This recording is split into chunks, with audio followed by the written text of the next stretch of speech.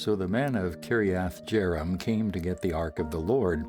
They took it to the hillside home of Abinadab and ordained Eleazar his son to be in charge of it. The ark remained in Kiriath-Jearim for a long time, 20 years in all. During that time all Israel mourned because it seemed the Lord had abandoned them.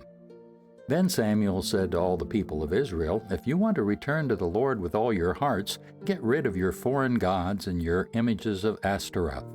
Turn your hearts to the Lord and obey Him alone, then He will rescue you from the Philistines." So the Israelites got rid of their images of Baal and Ashtaroth and worshipped only the Lord. Then Samuel told them, "Gather all of Israel to Mizpah, and I will pray to the Lord for you." So they gathered at Mizpah and in great ceremony drew water from a well and poured it out before the Lord. They also went without food all day and confessed that they had sinned against the Lord. It was at Mizpah that Samuel became Israel's judge. When the Philistine rulers heard that Israel had gathered at Mizpah, they mobilized their army and advanced. The Israelites were badly frightened when they learned that the Philistines were approaching. "Don't stop pleading with the Lord our God to save us from the Philistines," they begged Samuel. So Samuel took a young lamb and offered it to the Lord as a whole burnt offering. He pleaded with the Lord to help Israel, and the Lord answered him.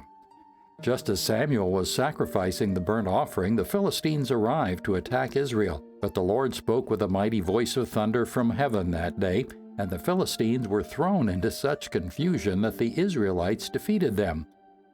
The men of Israel chased them from Mizpah to a place below Beth-kar, slaughtering them all along the way. Samuel then took a large stone and placed it between the towns of Mizpah and Jeshanah.